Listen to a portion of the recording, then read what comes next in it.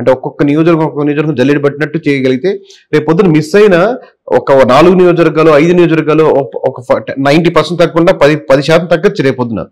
ఇప్పుడు కూడా పోయినసారి కూడా అదే చెప్పావు. ఈ నేను చెప్పిన నెంబర్కి 1, 2 అటు ఇటుగా ఉండొచ్చు. కాబట్టి ఇంకా ఎక్కువ రావడానికి కారణం ఏంటంటే ఏ సర్వే కంపెనీ అయినా +10 -10 పెట్టుకొని చెప్పుకుంటాయి.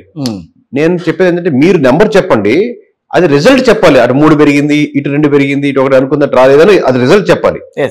మీరే సేఫ్ జోన్ లో చెప్పి 130 నుంచి 155 రావచ్చండి అన్నారు అనుకోండి, ఇటు వచ్చినా ఒక 4-5 తక్కువ వచ్చింది అనుకోండి, 110 నుంచి 135 అన్నప్పుడు 95 వచ్చింది అనుకోండి, మేము 110 దాకా చెప్పాం కదా, అందుకే దగ్గర వచ్చారంటారు. 160 వచ్చినప్పుడు కూడా మేము 150 దాకా 160 వచ్చామని వేస్తారు. అది కరెక్ట్. ప్రెడిక్షన్స్ లో కూడా +or -5 అని చెప్పి చాలా సర్వేలు ఇస్తూ ఉంటాయి కదా. 5 ఇచ్చినాయి, 20 ఇచ్చినాయి కూడా ఉన్నాయి సార్. 20 మార్జిన్ పెట్టుకుని ఇచ్చినాయి. అలా ఎలా వేస్తారు? ఇప్పుడు అది కరెక్ట్ కాదు కదా. అది కరెక్ట్ కాదు కదా. మీరు అంటే మేము స్కేల్ పెట్టి కొలిచే సంస్థ సర్వే అంటే నీట్ గా జాగ్రత్తగా చేస్తాం. అన్ని ఎమోషన్స్ క్రోడీకరించి, ఎమ్మెల్యే మీద వ్యతిరేకత క్రోడీకరించి, కులాల మధ్య ఎలా ఉంది క్రోడీకరించి, అన్ని చేసి అన్ని రకరకాలు చేసి చేస్తాం. మీరు చెప్పినప్పుడు మీరే 20 నియోజకవర్గాల స్పేస్ అన్నప్పుడు నేను చెప్పలేను అన్నప్పుడు అది కరెక్ట్ కాదు కదా. మేము 14 చెప్పినప్పుడు కూడా 14లో ఈ నియోజకవర్గాలు పోయేదానికి ఆస్కారం ఉంది లేదా వచ్చేదానికి ఆస్కారం ఉంది, బట్ ఏదో స్టాండ్ తీసుకోవాలి కాబట్టి ఈ వైఎస్ఆర్సీపీ స్టాండ్ తీసుకుంటున్నాం. చెప్పండి, అది ఎక్స్ప్లెయిన్ చేయండి.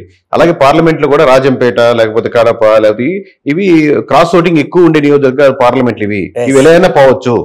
బట్ మేము ఒక స్టాండ్ తీసుకోవాలి కాబట్టి ఇవి మేబీ కూటమికి రావచ్చు. ఎందుకంటే ఒక స్టాండ్ ఒక పార్లమెంట్ లో 7 నియోజకవర్గాలు ఉంటే ఏ పార్లమెంట్ లో కూడా మాకు 4 నియోజకవర్గాలు కనపట్టలేదు. ఇప్పుడు కూడా చూడండి రిజల్ట్స్ వచ్చాయి కదా, ఏ పార్లమెంట్ లో కూడా 4 నియోజకవర్గాలు వైఎస్ఆర్సీపీ గెలిచిన నియోజకవర్గాలు లేవు, ఏ పార్లమెంట్ కూడా. సో దీన్ని ప్రామాణికంగా తీసుకొని క్రాస్ ఓటింగ్ మేము చేయలేకపోతున్నాం. నేను పార్లమెంట్ చేయాలంటే ఇంకా కొంచెం బాగా ఖర్చుతో కూడిన పని. క్రాస్ ఓటింగ్ ఇంకా కష్టం అసలుకి.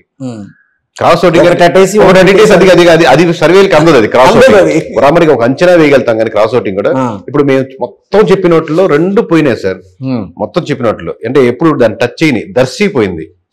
ఇప్పుడు దర్శి మేము చెప్పింది పోయింది.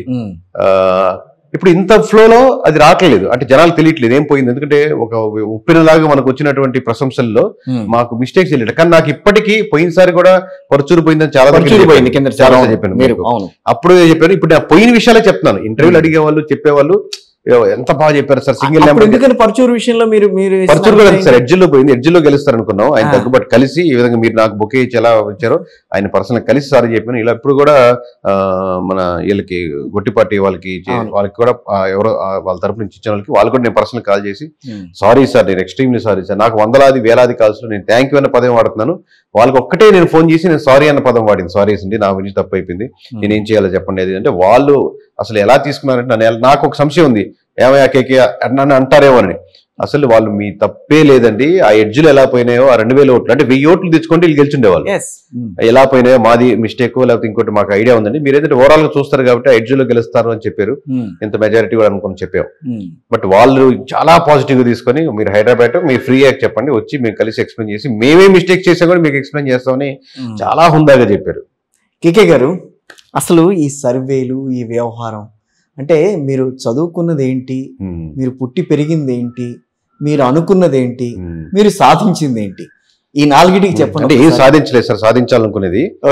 బట్ అనుకుంది ఏంటి అంటే మేము చదివింది బీటెక్ సార్. బీటెక్ చదువుకున్నాను చెన్నైలో. మన శ్రీపెరుంబుదూరు మన రాజీవ్ గాంధీ చంపేసిన బాంబ్ బ్లాస్ట్ ప్లేస్ లో ఆ ఊర్లో చదువుకున్నాను. MIT Mamallan institute of technology. Tamil బాగొచ్చు సార్, తమిళ్ కూడా వచ్చు, కన్నడం మలయాళం అర్థం అవుద్ది నాకు బాగా. ఇద్దరు అంటే నేను మాట్లాడలేను, తమిళ్ తెలుగు బాగొచ్చు, సంస్కృతం కొద్దిగా పట్టుంది కాబట్టి ఎవరన్నా కన్నడం మలయాళంలో మాట్లాడుకుంటే నాకు అర్థం అవుతుంది. సో కంప్లీటెడ్ ఎంటెక్ బీటెక్ అదే చాలా కష్టంగా చదివాను సార్. అంతవరకు మా నాన్న ఎంటెక్ చేయమంటే దండం ఆయన ఈ వరకే నేను చాలా కష్టపడి చదివాను. అంటే కనెక్ట్ అవ్వలేకపోతున్నాను. IT sir, information technology. Maths బాగుండేది సార్. ఫస్ట్ చిన్నప్పటి నుంచి నేను మ్యాథ్స్ చదువుకుంది నెల్లూరు సార్. మీతో నారాయణ మన నెల్లూరు ఎమ్మెల్యే గారి దగ్గర చదువుకున్నాం. ఎమ్మెల్యే గారి దగ్గర చదువుకున్నాను. అది Narayana college 6th 7th government స్కూల్లో చదువుకున్నా సార్, మా తోటపల్లిగూడెంలో. ఇంకా రకరకాల స్కూలింగ్. మా నాన్న ఏంటంటే సార్ మామూలు చిన్నప్పటి నుంచి ఎట్లాగే నేను బాగా చదివించాలని శతవిధాలు ట్రై చేశారు. ఒక్కొక్క సంవత్సరం ఒక్కొక్క స్కూల్లో ఊర్లు మారుస్తూ. అప్పుడు కాన్వెంట్ కి బస్సులు వచ్చాయి, వ్యాన్లు వచ్చాయి కదా సార్. BSNL ఎంప్లాయీ సార్, జేఈగా చేసేవారు, రిటైర్డ్ అయ్యారు. ఆయన ఏంటంటే ఒక 20 మంది ఉంటేనే 10 మంది ఉంటేనే మీ ఊరికి వ్యాన్ పంపిస్తా ఉన్న స్టేజెస్ 80s 90s అంతే కదా. అవును అంతే కదా. అప్పుడు నేను 83 బాను. సో ఆ పొజిషన్ ఉన్నప్పుడు మా నాన్నగారు ఏంటంటే కనీసం అంటే ఆయన స్వార్థం ఏంటంటే ఈ ఊరికి వ్యాన్ వచ్చి తీసుకెళ్లాలంటే ఇంకో 10 మంది అన్నా ఇక్కడ చదువుకునే అందుకని అందరినీ గ్యాదర్ చేసి మనం ఇక్కడ పంపిద్దాం, ఆ స్కూల్ పంపిద్దాం అని చెప్పి రోజు ప్రతి సంవత్సరం ఇదే పని అనమాట. అలా రకరకాలు ప్రయత్నించారు కానీ కంప్లీట్ గా ఆయన ఫెయిల్ అయ్యారు. మనం పెద్ద వాటిలో టాప్ వస్తాం అనుకున్నారు కానీ ఆయన సక్సెస్ కాలేకపోయారు నా విషయంలో.